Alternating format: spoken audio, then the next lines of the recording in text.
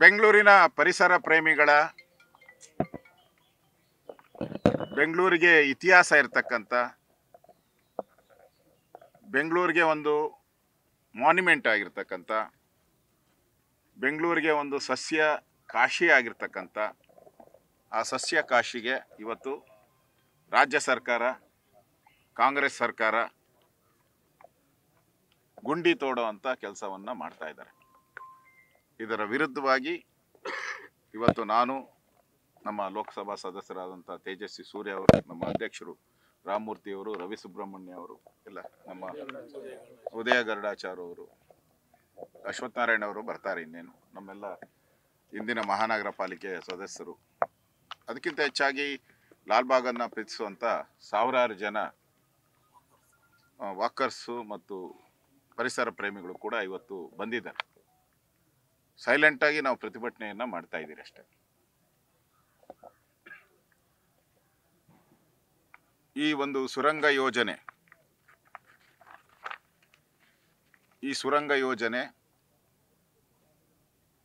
ಇದರಿಂದ ಬೆಂಗಳೂರಿನ ಪರಿಸರ ಹಾಳಾಗುತ್ತೆ. ಬೆಂಗಳೂರಿನ ಜನ ನಿದ್ದೆಗೆಡುವಂಥ ಪರಿಸ್ಥಿತಿ ಬಂದಿದೆ. ಇದು ಟ್ವಿನ್ ಟನಲ್ ರಸ್ತೆ ಅಲ್ಲ, ಇದು ಟ್ವಿನ್ ಟನಲ್ ರಸ್ತೆ ಅಲ್ಲ, ಇದು VIP ಕಾರಿಡಾರ್. ಒಂದು ರೀತಿ ಮುಖ್ಯಮಂತ್ರಿಗಳು ಓಡಾಡ್ತಾರಲ್ಲ, VIP ಲೈನ್ ಹಾಕ್ಕೊಂಡು, ಪೊಲೀಸ್ ಹಿಂದೆ ಮುಂದೆ 10 ಜನ ಪೊಲೀಸ್ ಹಾಕ್ಕೊಂಡು ಓಡಾಡ್ತಾರಲ್ಲ, ಆ ಥರದ ಒಂದು ಕಾರಿಡಾರ್ ಆಗುತ್ತೆ ಇದರಲ್ಲಿ. ಯಾಕೆ ಅಂತ ಹೇಳಿದ್ರೆ, ಇದರಲ್ಲಿ ಜನಸಾಮಾನ್ಯ ಯಾರು? ಬೆಂಗಳೂರಲ್ಲಿ 90% ಇರೋ ಅಂಥವ್ರು ಸಾಮಾನ್ಯ ಜನ, middle class, lower middle class, ಬಡವರು. 90%, ಮೋರ್ ದೆನ್ 90% ಅವ್ರ ಹತ್ರ ಇರೋವಂಥದ್ದು, ನಿಮ್ಮ ಹತ್ರ ಮೋಟ್ರ್ ಬೈಕ್ ಇರೋವಂಥದ್ದು, ಸೈಕಲ್ ಇರೋವಂಥದ್ದು, ನಡಿಗೆದಾರರು, ಇವ್ರು ಇರೋವಂಥದ್ದು. ಅವ್ರಿಗೆ ಇಲ್ಲಿ ಪ್ರವೇಶ ಇಲ್ಲ, ನೋ ಎಂಟ್ರಿ ಅವ್ರಿಗೆ. ಕರೆಕ್ಟಾ? ಓನ್ಲಿ ಕಾರ್ಗೆ ಮಾತ್ರ ಎಂಟ್ರಿ. ಅದಕ್ಕೆ ಇದೊಂದು VIP ಪ್ರಾಜೆಕ್ಟ್. VIP ಪ್ರಾಜೆಕ್ಟ್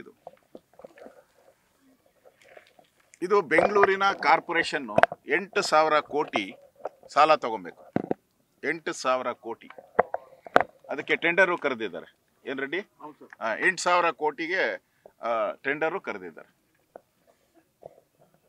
ಅಂದರೆ ಕಾರ್ಪೊರೇಷನ್ ಈಗಾಗಲೇ 4,000 ಕೋಟಿ ಸಾಲ ಕೊಡಬೇಕು. ಅಂದರೆ ಕಾಂಟ್ರಾಕ್ಟರ್ಗಳಿಗೆ 4,000 ಕೋಟಿ ಪೇಮೆಂಟ್ ಮಾಡಬೇಕು.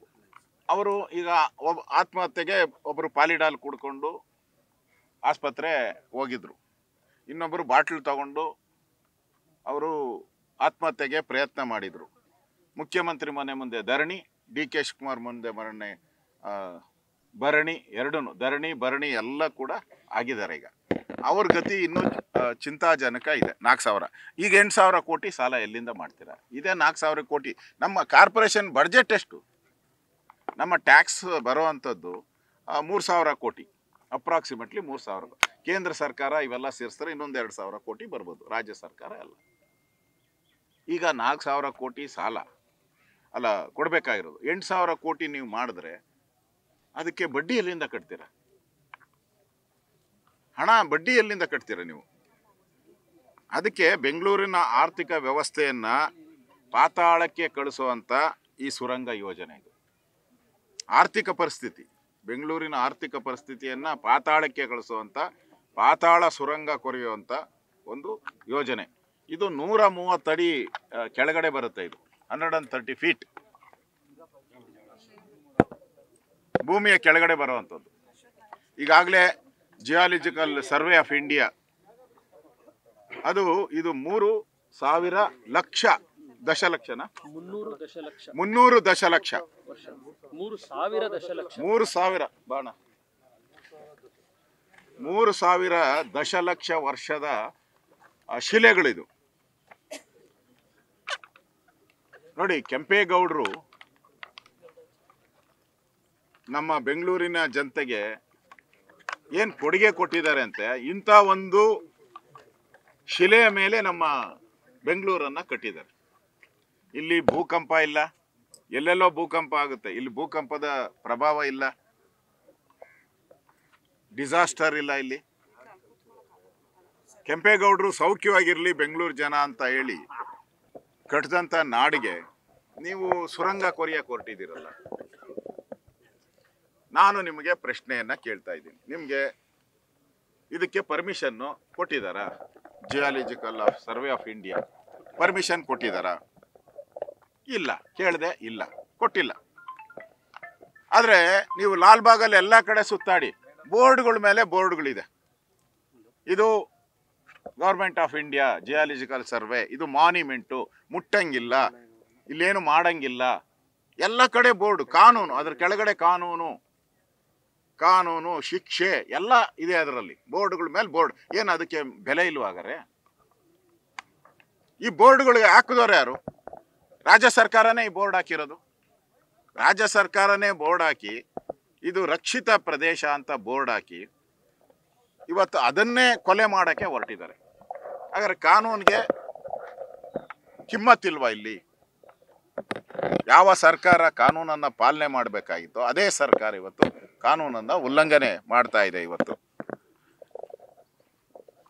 18 ಕಿಲೋಮೀಟ್ರ್ ಓಕೆ, ನಾನು ನಮ್ಮೆಲ್ಲ ಜನ ಇಲ್ಲಿನ ಬೆಂಗಳೂರು ಜನ ನಾವು ಓಕೆ ಮಾಡ್ತೀವಿ, ಒಪ್ಕೊಂತೀರಿ. ನಾವು ನಿಮ್ಗೆ 18 ಕಿಲೋಮೀಟರ್ ಟನಲ್ ರೋಡ್ ಮಾಡಿಬಿಟ್ರೆ ಬೆಂಗಳೂರು ಟ್ರಾಫಿಕ್ ಎಲ್ಲ ಕ್ಲಿಯರ್ ಆಗ್ತೈತೆ ಅಂದ್ರೆ ಮಾಡಿ ದಯವಿಟ್ಟು. ನಾವು ಅಭಿವೃದ್ಧಿಗೆ ವಿರೋಧಿಗಳಲ್ಲ, ನಾವ್ಯಾರೂ ಅಭಿವೃದ್ಧಿಯ ವಿರೋಧಿಗಳಲ್ಲ. ಅಭಿವೃದ್ಧಿ ಮಾಡಿ, ನಾವು ಬೆಂಬಲ ಕೊಡ್ತೀರಿ. ಈ 18 ಕಿಲೋಮೀಟರ್ ಟನಲ್ ರೋಡ್ ಮಾಡಿದ ತಕ್ಷಣ ಬೆಂಗಳೂರು ಟ್ರಾಫಿಕ್ ಎಲ್ಲ ಕ್ಲಿಯರ್ ಅನ್ನಂತಾರೆ. ಇವತ್ತೇ ಶುರು ಮಾಡಿ, ನಾವು ಬರ್ತೀರಿ ನಿಮ್ಮ ಜೊತೆ. ಕೊಡ್ತೀರಾ ಗ್ಯಾರಂಟಿ? ಇಲ್ಲ. 70% ವೆಹಿಕಲ್ಲು ಟೂ ವೀಲರ್ ಇರೋದು, 70% ವೆಹಿಕಲ್ ಟೂ ವೀಲರ್ ಇರೋದು.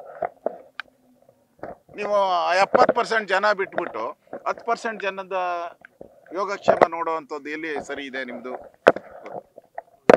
ನಾನು ಹೇಳುವಂಥದ್ದು, ಓಕೆ, ನೀವು ಈ ಟನಲ್ ರೋಡ್ ಮಾಡೋಕ್ಕೆ ಮುಂಚೆ ಮೇಲೆ ರೋಡ್ ಇದೆಯಲ್ಲ, ಹಳ್ಳ ಗುಂಡಿಗಳು ಗಿನ್ನಿಸ್ ರೆಕಾರ್ಡ್ ಆಗಿದೆಯಲ್ಲ, ಲಿಮ್ಕಾ ರೆಕಾರ್ಡ್ ಮುರಿದು ಈಗ ಗಿನ್ನಿಸ್ ರೆಕಾರ್ಡ್ಗೆ ಹೋಗ್ತಾ ಇದೆ. ಹಳ್ಳ ಬಿದ್ದಿರೋ ರಸ್ತೆಗಳು.